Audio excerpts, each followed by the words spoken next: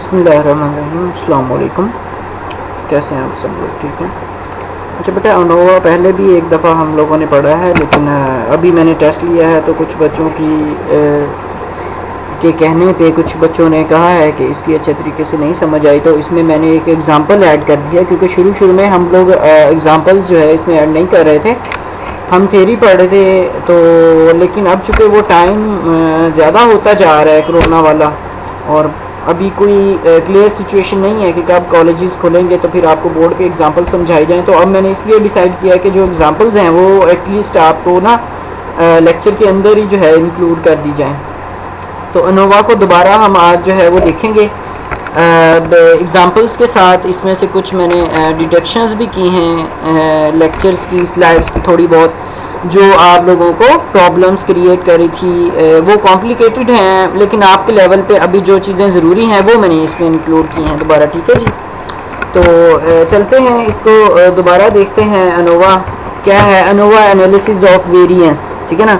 तो इससे पहले आप लोगों ने ये बहुत ही अच्छे तरीके से फर्स्ट सेमेस्टर में पढ़ा हुआ है कि स्टैंडर्ड डेविएशन क्या है और वेरिएंस क्या है, ठीक है ना।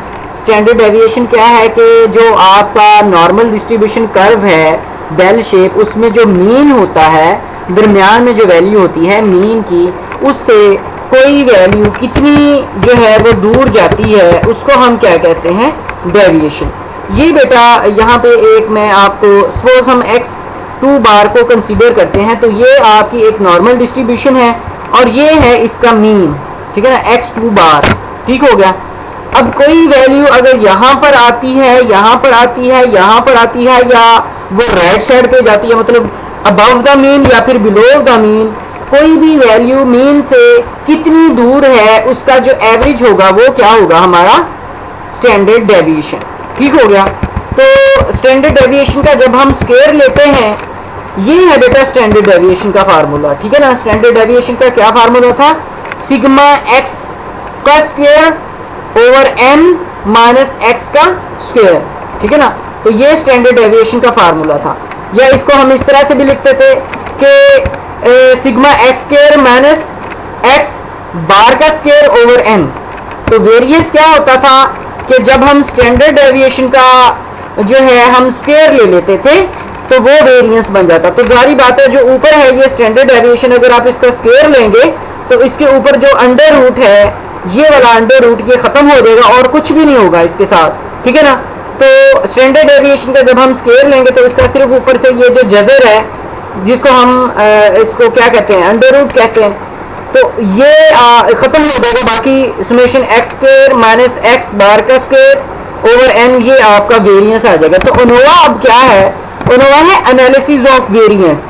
मतलब कि सबसे पहले इसको हम इस तरह से समझ सकते हैं कि हमने स्टैंडर्ड डेविएशन लेनी है, फिर वेरिएंस लेना है, और फिर वेरिएंस का जो एनालिसिस है वो है अनोवा, एनालिसिस ऑफ वेरिएंस। ठीक हो गया। तो ये एक डिफरेंट टर्म है, इसमें बहुत ज़्यादा इंपॉर्टेंट है स्टैटिस्टिकल पॉइंट ऑफ व्यू से। देखें, analysis of variance abbreviated as ANOVA. The ANOVA technique enable us to perform या टू एग्जाम किसको? Significance of difference. डिफरेंस को हम जो है देख रहे हैं among the more than 2 sample means at the same time. बेटा इसमें एक खास बात होगी अनोवा में कि इसमें हम 2 से ज़्यादा पॉपुलेशंस के मीन्स को जो है हम कंपेयर करेंगे, 2 से ज़्यादा पॉपुलेशंस के मीन को, ठीक है ना। 2 से कम पॉपुलेशंस के मीन को या 2 पॉपुलेशंस के मीन को हम नहीं करेंगे। 2 या 2 से ज़्यादा, मतलब 3 या उससे ज़्यादा जो पॉपुलेशंस होंगी, या 3 या 3 से ज़्यादा वेरिएबल इसमें जो है हम कंपेयर करेंगे उनको। ठीक हो गया ना। So using this technique one can draw the inferences about whether the samples have been drawn from the population having the same mean or not, ठीक है ना। तो इसके ज़रिए हमें ये भी पता चल जाएगा कि जो सैंपल हमने किसी पॉपुलेशन से लिए हुए हैं उनका सेम मीन है या नहीं है। ANOVA procedure for testing the difference among the different groups of the data for the homogeneity. Homogeneity के लिए, होमोजेनिटी कहते हैं हमने ये देखना है कि जो हमने डिफरेंट ग्रुप से जो डाटा इकट्ठा किया हुआ है, क्या वो आपस में डाटा, होमोजेनिटी का मतलब है कि एक जैसा, यकसा, कि वो यकसा है, या उन डाटाज में या उन वेरिएबल्स के दरम्यान में जो है वो सिग्निफिकेंट डिफरेंस मौजूद है कि नहीं है। बात समझ गया कि नहीं? हमने तीन मतलब दो या दो से ज्यादा मतलब तीन या तीन से ज्यादा हमने वेरिएबल्स को देखना है डिफरेंट को कि क्या उनके दरमियान में पॉजिटिव कोरिलेशन है या उनके दरमियान में जो है वो नेगेटिव कोरिलेशन है। ठीक है ना, पॉजिटिव कोरिलेशन क्या होगा कि एक चीज बढ़ने से दूसरी चीज बढ़ेगी, और नेगेटिव कोरिलेशन ये होगा कि अगर एक चीज बढ़ रही है तो दूसरी कम होगी, या एक चीज कम हो रही है तो दूसरी बढ़ेगी। ठीक है ना, तो इस चीज को हमने देखना है। तो इसका मतलब ये हुआ कि इस टेस्ट के जरिए हम डिफरेंट ग्रुप्स का जो डाटा है उसके दरमियान में हम ये देख सकते हैं कि क्या उनके दरमियान में जो है होमोजेनिटी या यकसानियत पाई जाती है कि नहीं है। सबसे पहले इसको आर फिशर ने जो है इस्तेमाल किया था वेरियंस की टर्म्स को, एनालिसिस ऑफ वेरियंस है तो जारी बात है उसने वेरियंस की टर्म को यूज़ किया है। वेरियंस एक इम्पॉर्टेंट स्टेटिस्टिकल मैयर है, मैंने आपको पहले ही दिखा दिया है। And it is described as the mean of square of the deviation taken from the mean. तो जितने भी डेविएशंस हैं मीन से लेंगे उसका जब हम स्क्वायर ले लेंगे उन डेविएशंस का, ओवर क्या आ जाएगा n। ठीक है ना, of the given series of data. It is frequently used to measure the variation square of the standard deviation is called the variance. तो variance किसके बराबर हो जाएगा, standard deviation का square। standard deviation किसके बराबर थी बेटा, अंडर रूट x का स्क्वायर माइनस x बार का स्क्वायर ओवर n। तो जब हम स्टैंडर्ड डेविएशन का स्क्वायर ले लेंगे तो उसके ऊपर जो जजर है, जो अंडर रूट है, वो खत्म हो जाएगा, बाकी सारी चीज इस तरह से रहेगी। तो वेरिएंस ये जो ब्लू लाइंस में आपको नजर आ रही है ये फिर किसके बराबर हो जाएगी, स्टैंडर्ड डेविएशन का स्क्वायर है। ठीक है ना, सो देयर में बी वेरिएंस या variation between the samples and also with in the samples. तो बेटा अब बिटवीन द सैंपल्स और विद इन द सैंपल्स को भी मैं अच्छे तरीके से एक्सप्लेन करूंगा। ये भी जो है एक जो है स्टूडेंट की तरफ से आया था कमेंट के, सर बिटवीन द सैंपल्स और विद इन द सैंपल्स से क्या मुराद है, तो इसको भी जो है इंशाल्लाह मैं आज डिस्कस करूंगा। So there may be variation between the samples and within the samples. ठीक है ना, तो बिटवीन का मतलब होता है बेटा दरमियान में, और विद इन का मतलब होता है उसके अंदर। ठीक है ना, फर्ज किया कि अब 3 कमरे हैं, ठीक है ना, तो अगर मैं वेरिएशन देखना चाह रहा हूं कि बिटवीन द रूम्स, तो उन तीनों कमरों के दरमियान में मैं वेरिएशन देखूंगा। और अगर मैं वेरिएशन देखना चाह रहा हूं कि विद इन द रूम्स, तो हर कमरे के अंदर जो तब्दीली है वो मैं देखूंगा। विद इन का मतलब होता है उसके अंदर, बिटवीन का मतलब होता है कि उस जैसे अगर कोई और है तो उनका कंपेयर मैं उस जैसे दूसरे वेरिएंस जो है वेरिएबल्स के साथ करूंगा। ठीक है ना, ये आगे तस्वीर भी है, मैं आपको अच्छे तरीके से इसको एक्सप्लेन करूंगा इंशाल्लाह, आपको इसकी अच्छी सी समझ आ जाएगी। सो अगेन इसमें देखिए स्टैंडर्ड डेविएशन क्या है, समेशन x का स्क्वायर माइनस x बार का स्क्वायर ओवर n। ठीक है ना, तो जब हम इसका वेरिएंस लेंगे तो वेरिएंस किसके बराबर हो जाएगा, वेरिएंस में बेटा सिर्फ स्टैंडर्ड डेविएशन का स्क्वायर लेने से ही वो वेरिएंस बन जाता है। स्क्वायर लेंगे अंडर रूट या जजर उसमें आ जाएगी, तो summation x square minus x bar square over n जो है ये आ जाएगा। n क्या है, नंबर ऑफ वेरिएबल्स। ठीक है ना, एग्जांपल्स देखें, a group of psychiatric patient are trying the 3 different therapies. जाहिर बात है अभी हमने कहा है कि इसमें हम 2 से ज्यादा वेरिएबल्स को डिस्कस करेंगे, मतलब 3 वेरिएबल्स को कम से कम हम डिस्कस करेंगे, या 4 को 5 को, जितने को ज्यादा से ज्यादा हम कर सकते हैं। ठीक है ना, सो इसमें क्या होगा कि काउंसलिंग है, मेडिकेशन है और बायो फीडबैक है। तो अब हम देखना चाह रहे हैं कि कौन सी थेरेपी जो है वो इनमें से ज्यादा इफेक्टिव है। इसमें काउंसलिंग है, मेडिकेशन है और बायो फीडबैक है।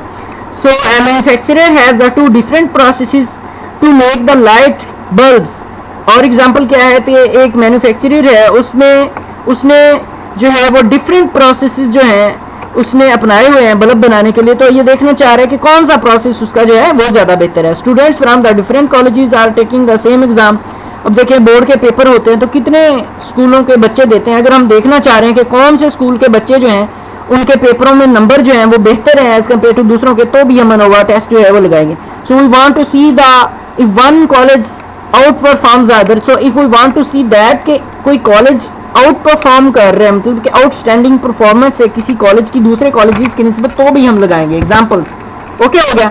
फिर बेटा आ जाती हैं टाइप्स ऑफ अनोवा। अनोवा की 2 टाइप्स हैं, 1 वे अनोवा और 2 वे अनोवा। तो 1 वे अनोवा क्या है कि only 1 factor is investigated, 1 independent variable with 2 levels analysis of variance could have 1 4 ठीक है ना बैंड ऑफ सीरियल्स। मतलब कि इसमें ज्यादा चीजों में कंफ्यूज होने की जरूरत नहीं है, इसमें सिर्फ आपने ये याद रखना है कि 1 वे अनोवा में क्या है कि only 1 factor is under investigation, कि सिर्फ और सिर्फ हम एक जो है फैक्टर को इन्वेस्टिगेट करेंगे, और 2 में क्या है कि 2 फैक्टर्स सेम टाइम में हमने जो है इन्वेस्टिगेट करने। सो 2 independent variables can be multiple levels, so analysis of variance have 2 या 4th बैंड्स, ठीक है ना। तो जारी बात है 2 होंगे तो 2 को ज़रब देंगे तो 4 बन जाएंगे उनके, ठीक है ना। So the 2 ANOVA without replication, इसकी फिर आगे 2 टाइप्स हैं, 2 वे अनोवा विदाउट रेप्लिकेशन और 2 वे अनोवा विद रेप्लिकेशन, ठीक है जी। अच्छा बेटा अब चलते हैं अनोवा किस उसूल के तहत पे काम करता है, हम अनोवा की तरफ जाते हैं। Principle of ANOVA, we have to make 2 estimate the populations of variance where the one based between the sample variance and other based on within the sample variance. So then we said 2 estimates of population variance are compared with F test we are in workout. So F distribution इसमें बहुत ज़्यादा अहम है। F distribution ANOVA का जो है वो heart है, आप ये समझ लें कि अनोवा जो है वो F डिस्ट्रीब्यूशन के ऊपर ही जो है वो काम करता है, ठीक है जी। अनोवा जो है वो F डिस्ट्रीब्यूशन के ऊपर ही जो है वो काम करेगा, ठीक हो गया। तो F डिस्ट्रीब्यूशन किसके बराबर है? F डिस्ट्रीब्यूशन जो है वो बराबर है estimation of population variance based on between the sample variance and estimation of population variance based within the sample variance. तो F रेशो किसके बराबर है? बिटवीन द सैंपल वेरिएंस और within the sample variance के, ठीक है ना। So value of F is to be compared with the F limit for the given degree of freedom. So if the F value we work out is equal or exceeds the F limit value, so we may say that there are significant difference between the sample means. So इसमें हम ये कह सकते हैं कि samples means में जो है वो significant difference मौजूद है। अनोवा टेक्निक देखें किस तरह से हमने इसको देखना है। सबसे पहले हम क्या करेंगे कि हर सैंपल का मीन ले लेंगे, ठीक हो गया। फिर क्या करेंगे कि we work out the mean of the sample means. सबसे पहले हमने हर सैंपल का मीन लेना है, उसके बाद सैंपल्स के मीन का मीन ले लेंगे हम। सबसे पहले क्या करना है? हर सैंपल का मीन लेंगे, फिर जो वो मीन आएंगे उन मीन्स का हमने मीन लेना है, और तीसरे स्टेप में क्या करेंगे? सम ऑफ स्क्वायर, उन मीन्स का फिर हम स्क्वायर ले लेंगे वेरिएंस के लिए बिटवीन द सैंपल्स, ठीक है ना। मतलब calculate the sum of square of variance between the sample, S between sum of square between the samples. और चौथे स्टेप में क्या करेंगे? Obtain the various mean square between the samples. अब हमने बिटवीन द सैंपल्स वेरियंस को calculate करके क्या किया उसमें मीन स्क्वायर फाइंड कर लिया, ठीक है ना। पहले हमने सम ऑफ स्क्वायर फाइंड करना है तीसरे स्टेप में, और चौथे स्टेप में क्या करना है? मीन स्क्वायर फाइंड करना है। पांचवें स्टेप में क्या करेंगे? फिर calculate sum of square for variance within the samples, calculate sum of square of variance within the sample. और छठे स्टेप में क्या करना है? Obtain the variance of means within the samples. So इसमें 4 steps हैं, मैं दोबारा आपको बताता हूं बेटा। सबसे पहले हमने क्या करना है? हमने हर सैंपल का मीन ले लिया, ठीक हो गया। ये आगे टेबल है उसमें आपको समझ आ जाएगी अच्छे से, डोंट वरी। फिर दूसरे स्टेप में हमने क्या किया कि हमने मीन लिया सैंपल्स का। सबसे पहले सैंपल्स का मीन लिया और फिर उस सैंपल्स के मीन का मीन लेना है। तीसरे स्टेप में हमने क्या करना है कि वो सम ऑफ स्क्वायर फाइंड करना है बिटवीन द सैंपल्स। और चौथे स्टेप में क्या करना है कि जो सम ऑफ स्क्वायर हमने तीसरे स्टेप में फाइंड किया है उसका हमने मीन ले लेना है, मीन स्क्वायर ले लेना है, ठीक हो गया। पांचवें स्टेप में क्या करेंगे? अब बिटवीन द सैंपल करने के बाद अब विद इन द सैंपल करेंगे, सम ऑफ स्क्वायर ले लेंगे विद इन द सैंपल्स। और छठे स्टेप में क्या करेंगे कि जो हमने सम ऑफ स्क्वायर लिया था विद इन द सैंपल्स उसका हम फिर मीन स्क्वायर ले लेंगे, ठीक हो गया। सातवें स्टेप में क्या करेंगे? Find the sum of squares of deviation for the total variance. तो सारे के सारे जो सम ऑफ स्क्वायर है उनका हम डेविएशन फाइंड करेंगे टोटल वेरिएंस से, फाइनली एफ रेशियो फाइंड कर लेंगे। मतलब कि sum of square of samples within the sample variance and sum of square of samples between the sample variance, ठीक है ना। तो एफ रेशियो क्या है? Sum of square of variance based on between the sample variance and sum of square of population within the sample variance, तो वो हमने find करना है। अब बिटवीन द सैंपल वेरिएंस और within the sample variance में आपको बताता हूँ। फर्ज किया बेटा हमारे पास 3 वैल्यूज थी, यहाँ हम 3 चीजें देखना चाह रहे हैं। उनमें से पहली चीज थी हमारी, फर्ज किया x1 था, ठीक है ना, x2 था, x3 था, x4 था, ये हमारे पहले पैरामीटर थे। फिर दूसरा पैरामीटर क्या था? x2, और तीसरा पैरामीटर क्या है? x3। तो ये 3 डिफरेंट जो है वेरिएबल्स को हम देखना चाह रहे हैं। अब अगर मैं कहता हूं आपसे कि मैं ये कहता हूं कि मैं अब बिटवीन द सैंपल वेरिएंस और within the sample variance कैसे फाइंड करूंगा, तो ये देखें ये एक नॉर्मल डिस्ट्रीब्यूशन है बड़ी, ये जो ब्लैक से मैंने ड्रॉ की हुई है, ठीक है ना। अब इसमें क्या करेंगे, अगर तो हम बात करते हैं कि बिटवीन द सैंपल वेरिएंस, तो बेटा ये जो मीन है, ये वाली चीज, ये जो ब्लैक है, इसमें जो x1 है वो मीन में आ जाएगा, x2 यहां पर आ गया और x3 यहां पर आ गया। अगर हम बिटवीन द सैंपल वेरिएंस की बात करेंगे तो हम ये देखेंगे कि x बार जो है टोटल मीन, जो सबका मीन है, x1 बार का, x2 बार का और x3 बार का, जब इनका हम मीन लेंगे तो वो क्या आ जाएगा, अकेला x बार आ जाएगा, ये वाला जो बड़ी वाली, ये बड़ा गुंबद है, ठीक हो गया। अगर हम देखना चाह रहे हैं कि बिटवीन द सैंपल वेरिएंस, तो हम ये देखेंगे कि x1 का इस x बार से कितना डिफरेंस है, फिर हम देखेंगे कि x2 का इस x बार से कितना डिफरेंस है, ये ब्लू वाली लाइन, ये हो जाएगा बिटवीन द सैंपल वेरिएंस। फिर हम देखेंगे कि x3 का x बार से कितना डिफरेंस है, ये हो जाएगा बिटवीन द सैंपल वेरिएंस। अब ये सैंपल वेरिएंस है, x1 बार है, x2 बार है और x3 बार है, इन तीनों का हम फासला देखना चाह रहे हैं कि x बार से कितना है बिटवीन द सैंपल वेरिएंस, ठीक हो गया। फिर अगला स्टेप है with in the sample variance. With in the sample variance से क्या मुराद है कि मैं अब ये देखना चाह रहा हूं कि अब जारी बात है x1 बार है, मतलब कि x1 जो है ना, ये किसी भी नंबर ऑफ वेरिएबल्स का सम है, तो उन जो वेरिएबल्स हैं उनके आपस का जो है, बात समझ आ गई ना, यहां से लेकर यहां तक छोटे गुंबद का जो मीन है वो है with in the sample variance. इसी तरह अगर मैं x2 का with in the sample variance देखूंगा तो इसमें जितने वेरिएबल्स होंगे उनका जो मैं सम लूंगा वो होगा इसका with in the sample variance. और इसी तरह से x3 है, अगर मैं इसका देखूंगा तो इसमें भी यही आ जाएगा कि with in the sample variance. अब बात क्लियर हुई आपको बिटवीन द सैंपल वेरिएंस और within the sample variance की, ठीक है बेटा। देखिए बेटा, अगर हम बात करेंगे बिटवीन द सैंपल वेरिएंस, तो बिटवीन का मतलब होता है दरमियान में, इन तीनों पैरामीटर्स के दरमियान में जो है, मतलब कि x बार से x1 का कितना फासला है और x2 का कितना फासला है जो ब्लू लाइन से हमने जाहिर किया, और x3 का कितना फासला है, ये है बिटवीन द सैंपल वेरिएंस। अगर हम with in the sample variance की बात करेंगे तो इनका आपस में जो है, ये x1 बार अकेला नहीं है, इसका मतलब यही है कि x1 की वैल्यू और है, ठीक है ना, इसमें x2 की वैल्यू है, x3 की वैल्यू है, ठीक है ना, मतलब कि इसमें और ज्यादा पैरामीटर्स हैं, इसमें n1 है, n2 है, n3 है, n4 है। इसी तरह x2 में भी n1 है, n2 है, n3 है, n4 है, n5 है। इसी तरह x3 में भी, ठीक है ना, तो इनके अंदर भी और चीजें हैं, मतलब इनके वेरिएबल्स अंदर भी हैं। अच्छा, अब हम थोड़ा सा इसको डिस्कस करेंगे वन वे एनोवा को दोबारा। फिर वन वे एनोवा में क्या है कि हम एक जो है फैक्टर को इंक्लूड करते हैं। तो null hypothesis for the test is that the means are equal. इसमें जो नल हाइपोथेसिस हमने बनाना वो क्या बनाना है कि जो मीन्स है वो क्या है, इक्वल है। लिहाजा the significant result means that the means are unequal. तो जो रिजल्ट हम निकालेंगे सिग्निफिकेंट, वो क्या कहेगा कि जो मीन्स है वो क्या है, अनइक्वल है। सिचुएशन 1 देखें, we might be studying the effect of tea on the weight loss and for the 3 groups, मतलब कि ग्रीन टी, ब्लैक टी और नो टी। ये एक सिचुएशन है। सिचुएशन में क्यों टू क्या है कि we might be studying the leg strength of the people according to the weight. तो ये एग्जांपल्स हैं इसकी वन वे एनोवा की। बात करते हैं इसकी।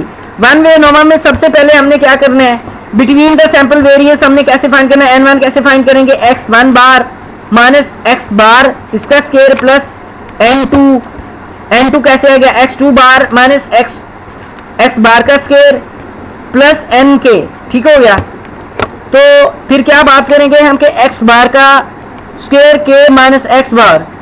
तो डिग्री ऑफ फ्रीडम कैसे फाइंड करेंगे इसमें, k minus 1। Between the samples variance में हम डिग्री ऑफ फ्रीडम कैसे फाइंड करेंगे, k minus 1।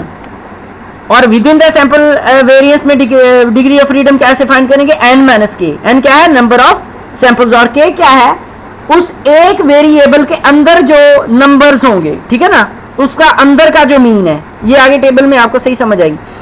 So mean square ले लेंगे बिटवीन द सैंपल वेरिएंस, और within the sample variance mean square ले लेंगे, और आखिर पे एफ रेशो लेंगे। एफ रेशो क्या है, mean square between the sample variance and mean square within the sample variance, ठीक है ना।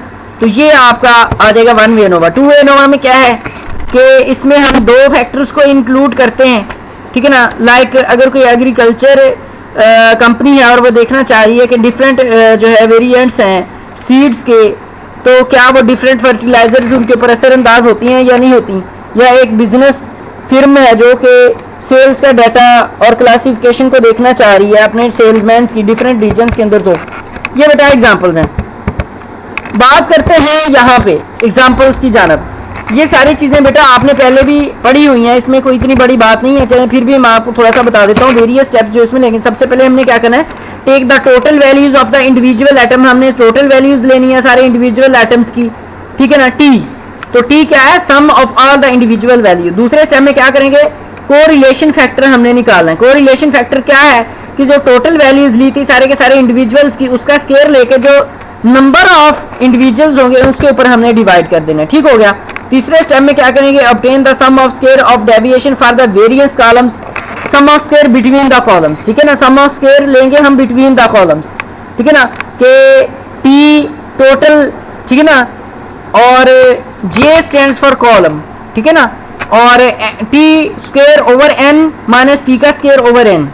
सो चौथे स्टेप में क्या करेंगे, हमने सम ऑफ स्क्वायर लेना है डेविएशन का, वेरिएशन का, सम ऑफ स्क्वायर बिटवीन द रोज।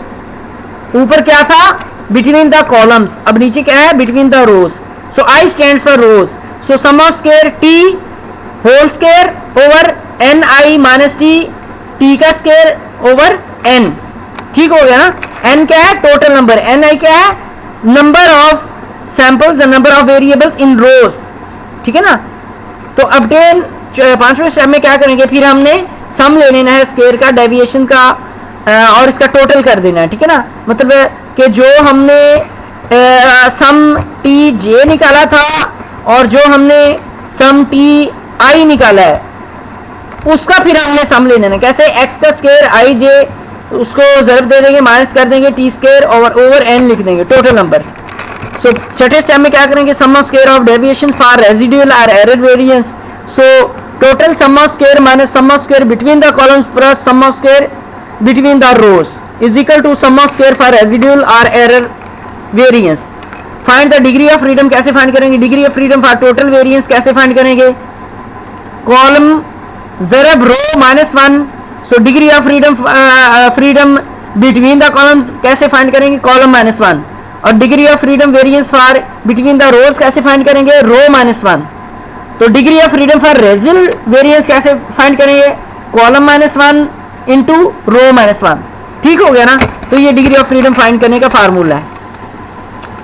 अच्छा जी, पहले स्टेप में क्या करेंगे, सम ऑफ वेरिएशन लेंगे बिटवीन द कॉलम्स, फिर बिटवीन द रोज, फिर रेजिडुअल एरर ले लेंगे। फिर अगले स्टेप में क्या करेंगे, सम ऑफ स्क्वायर लेंगे, ठीक है ना, डिग्री ऑफ फ्रीडम लेंगे, रोज की कैसे लेंगे, सी माइनस 1, कॉलम्स की आर माइनस 1, और रेजिडुअल एरर कैसे लेंगे, सी माइनस 1 इंटू आर माइनस 1, ठीक हो गया।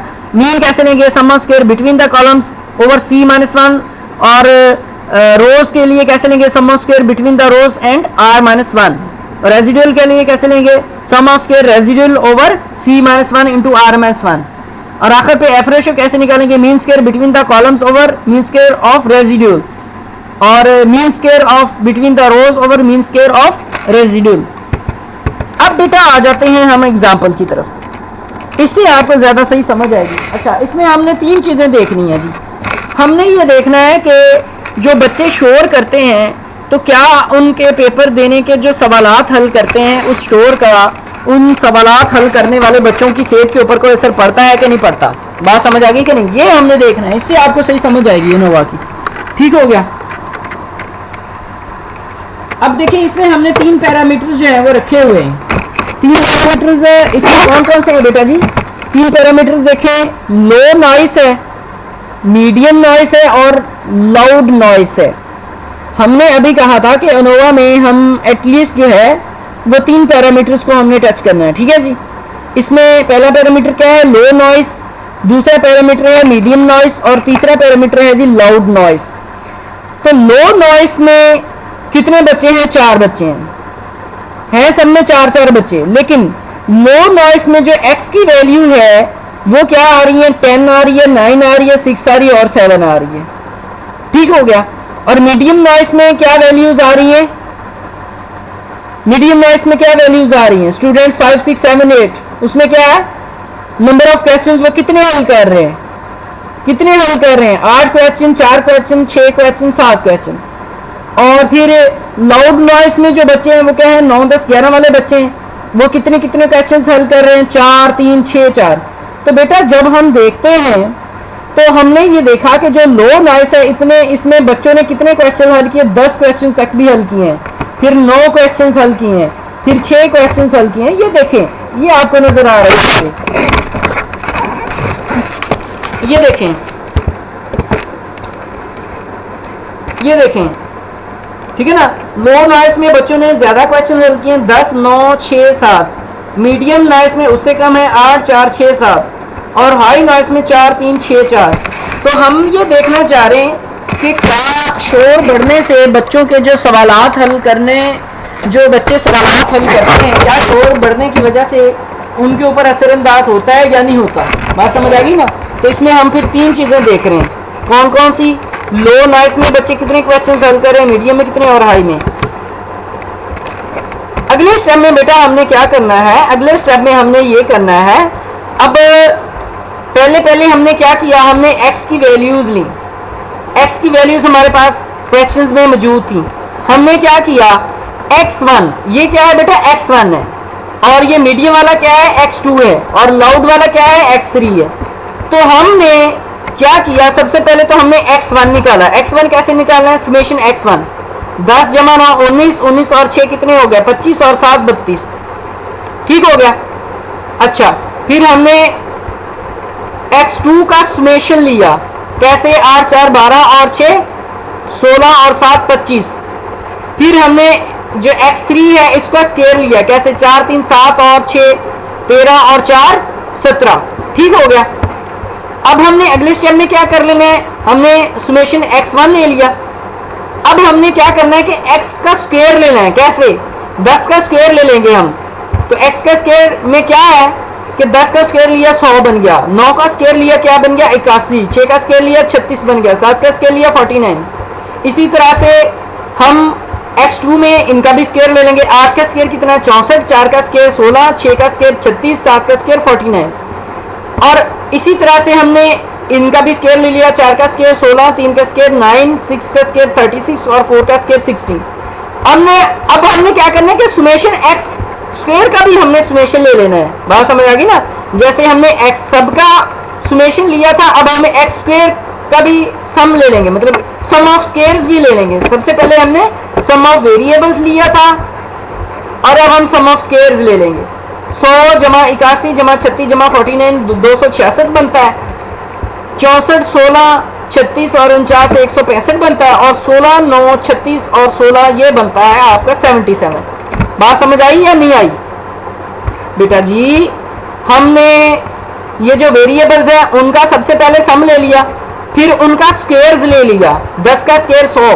अब जो स्क्वायर्स की वैल्यू है उनको भी हमने जमा कर लेना है। तो फिर उसको हम क्या कहेंगे? सिग्मा x1 बार का स्क्वायर, ठीक है ना। सुमेशन x1 स्क्वायर, क्योंकि x1 के जो स्क्वायर्स की जो वैल्यू उनका भी हमने सम कर लिया, ठीक है ना। इसी तरह से x2 का स्क्वायर ले लिया हमने, 8 4 6 7 करके 25। फिर जो इनका स्क्वायर लेने से जो वैल्यू आई है 64 16 36 और 49, उनका भी हमने जमा कर लिया, वो आई है 165। इसी तरह से ये है 4 3 6 10 6 4 और इनका जमा 17 आ जाएगा। और इनका स्क्वायर लेने से क्या वैल्यूज आई थी? 16 9 36 16। इनको जमा करने से क्या आ जाएगा? Summation x3 square. ठीक हो गया। तो ये 77 आ जाएगा। अब हमने क्या करना है? अब हमने करेक्शन टर्म बनाना है, ठीक है ना। वही वैल्यूज हमने अभी पीछे निकाली हैं, ये वाली ऊपर वाले जो बेटा वैल्यूज है ये हम आगे ले जाएंगे। इसमें देखें करेक्शन टर्म में हमने क्या किया कि cx निकाला हमने, कैसे? सुमेशन x का स्क्वायर लेना है। सबसे पहले हमने सुमेशन x लेना है, फिर उसका स्क्वायर लेना है over total number of n। तो टोटल नंबर ऑफ n कितने थे हमारे पास? ये देखे बेटा, टोटल नंबर ऑफ स्टूडेंट्स कितने थे? 12। देखे ना, पहले 4 फिर 8 फिर क्या है 12। पहले लो नॉइस में 4 स्टूडेंट थे, मीडियम नॉइस में 4 स्टूडेंट थे और आखिर पे लॉर्ड नॉइस में 4 स्टूडेंट थे। तो बड़ा n किसको जाहिर करता है? टोटल नंबर ऑफ स्टूडेंट्स, तो वो हमारे पास कितने हैं 12। तो सुमेशन एक्स बार की वैल्यू हमने लेनी है, जारी बात है। सुमेशन एक्स की वैल्यू क्या है, सुमेशन एक्स वन की वैल्यू क्या है बेटा, इसमें कैसे करेंगे, सुमेशन एक्स की वैल्यू कैसे लेंगे, सुमेशन एक्स वन की वैल्यू जो 32 है, सुमेशन एक्स टू की वैल्यू जो 25 है, और सुमेशन एक्स थ्री की वैल्यू जो 17 है। तो इसका हमने जमा कर लिया, 32 को ये वाली, उसके बाद 25 को ये वाली, और 36 को ये 17। 32, 25 और 17 इन तीनों का हमने जमा किया तो ये कितना बन गया 74। 74 का हमने स्क्वायर लिया तो ये 54,476 बन गया, और तकसीम करेंगे 12 से ये तो 456.33 आ जाएगा। बात समझ आई या नहीं आई यहाँ पे बेटा जी? जो पहली वैल्यूज है ना, ये वाली वैल्यू, सिर्फ ये वाली 10, 9, 6, 7 और उसके बाद 8, 4, 6, 7 और उसके बाद 4, 3, 6, 7, ये वैल्यूज का जो हमने जमा किया था, इनको नहीं, सिर्फ इनको, ये x1 की वैल्यू, x2 की वैल्यू, सुमेशन x2 की वैल्यू और सुमेशन x3 की वैल्यूज है, इनको हमने जमा करना है। फिर हमने क्या किया, सम ऑफ स्क्वायर्स टोटल को हमने करना है, ठीक है ना। सम ऑफ स्क्वायर्स टोटल क्या है, सुमेशन x का स्क्वायर माइनस cx की वैल्यू अभी हमने निकाली 456। अब हम सुमेशन x का स्क्वायर लेंगे। सुमेशन x की वैल्यूज क्या है, सुमेशन x1 की वैल्यूज क्या है 266, सुमेशन x2 स्क्वायर की वैल्यू क्या है 165 और सुमेशन x3 स्क्वायर की वैल्यू क्या है 77। So we add all of them, 226 ये वाली, 165 ये वाली और 77 ये वाली, इन सबको जमा किया। जमा करके जो ये वैल्यूज हैं सी एक्स की जो हमने निकाली है 456.33, इसको इसमें से माइनस कर दें। इन सबको जमा करने से क्या जवाब आता है 508। 508 में से 456 माइनस किया 51.67 आपका जवाब आ जाएगा। फिर हमने करना है sum of squares among the group. Sum of square among the group कैसे करेंगे, सुमेशन एक्स इसका ब्रैकेट फिर इसका square over N minus C X. N क्या है बेटा, अब एन है हर ग्रुप का में जो तादाद है, हर ग्रुप में कितनी तादाद है बेटा जी, 4 ही है ना। देखिए लो नॉइस में 4 थे, मीडियम नॉइस में और 4 आ गए, 5, 6, 7, 8 ये भी 4 बनते हैं, और हाई नॉइस में भी 9, 10, 11, 12 ये भी 4 बनते हैं। तो जो छोटा एन है वो किसको जाहिर करेगा, एक ग्रुप के अंदर जो मेंबर्स हैं उसको जाहिर करेगा, ठीक है ना। सुमेशन एक्स इसका स्क्वायर लेंगे, जारी बात है 32 है, एक्स का स्क्वायर कैसे है 32 है, फिर 25 है, फिर 17 है, जो अभी हमने ऊपर किया, ये 32, ये 25 और ये वाला 17, इनका हमने अलग अलग स्क्वायर लिया और तकसीम किससे कर दी है, एन से, क्योंकि हर एक सिंगल ग्रुप में जो नंबर है वेरिएबल्स के वो 4 ही हैं, ठीक है ना। टोटल नंबर जो बड़ा एन है वो 12 है हमारे पास। फिर 32 का स्क्वायर ओवर 4 किया, जमा 25 का स्क्वायर ओवर 4, जमा 17 का स्क्वायर ओवर 4, तो ये सारा, और माइनस हमने इससे क्या कर दिया, माइनस हमने क्या करना है, ये वाली चीज माइनस करनी है ना, सी एक्स माइनस करनी है, जो सबसे पहले हमने निकाली थी 456.3 थी। तो ये सारी वैल्यूज को जब हम कैलकुलेट करेंगे तो 484.5 आएगी, माइनस हमने ये कर दिया 456.3, तो ये 28.17 आ जाएगी। ये आपका आ गया sum of square among the groups. अब among the groups I hope कि आपको समझ आ गई होगी, मैंने या बिटवीन द ग्रुप्स या अमंग द ग्रुप्स बात एक ही। अब हम sum of square within the group find करेंगे, तो वो कैसे फाइंड करेंगे, sum of square T minus S S A, ठीक हो गया। टी क्या है, अब जारी बात है इसमें ये आप देखें कि हमने वही चीजें ली हैं दोबारा फिर, ठीक है ना। इसमें अब हमने क्या करना है कि अब हमने जो करेक्शन टर्म है वो तो एज इट इज ही आपकी आ जाएगी। सम ऑफ स्क्वायर टोटल करना है हमने, कैसे जी, अब हमने जो बार का जो सम है वो करना है, ठीक है ना। सम ऑफ स्क्वायर इनके जो मीन का स्क्वायर है उसको, जैसे कि 256 है, फिर 165 है, फिर क्या है 77 है, इन सबको जमा करके माइनस किया इसमें 456, तो ये इन सबको जमा करने से 508 है, माइनस कर दिया 456 को 51.67 आ जाएगा। फिर हमने sum of square among the groups कैसे लेना है, स्क्वायर एक्स बार का स्क्वायर ब्रैकेट शुरू एक्स सुमेशन एक्स का square over N minus C X, ये आ जाएगा आपका 32 का स्क्वायर 25 का, ये इसमें से 456.33 माइनस करेंगे तो 28.17 आ जाएगा। Sum of square within the groups कैसे निकालेंगे, sum of square between the groups minus sum of square within the groups. तो उसकी वैल्यू क्या आई थी, उसकी वैल्यू बेटा अभी हमने जो निकाली थी वो क्या थी, पिछले स्टेप में वो थी 51, ठीक है ना, 51.67 ये वाली। तो 51.67 में से ये जो अब हमने वैल्यू निकाली है 28.17, ये माइनस कर देंगे तो टोटल वैल्यू हमारी जो आ जाएगी वो क्या आ जाएगी 23.5। अब हमें क्या करना है, मीन लेना है। अब हमने स्क्वायर्स का मीन लेना है, mean of sum of squares of among the groups and mean of sum of square within the groups. Mean of sum of square among the groups क्या आ जाएगा, सम ऑफ स्क्वायर।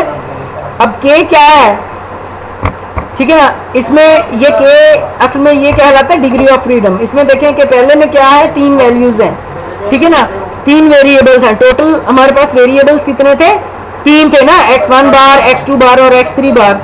तो 28.17 minus क्या कर देंगे, के की value क्या है, कितने वेरिएबल्स थे हमारे पास, 3 वेरिएबल्स थे ना बेटा जी। ये वाले देखें, लो नॉइस, मीडियम नॉइस और लाउड नॉइस। तो ये 3 है ना, इसलिए के की वैल्यू क्या आ जाएगी 3 मैंने इसे एक किया तो ये 2 आ गया। 28.17 को 2 से तकसीम करें 14.085 आएगा। फिर हमने लेना mean of sum of square within the groups, तो वो हमने कितना निकाला था 23.5 निकाला है।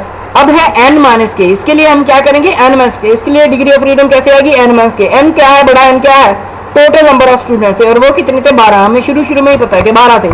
तो 23.5 तकसीम में 12 माइनस 3, 12 माइनस 3 कितना आ जाएगा 9।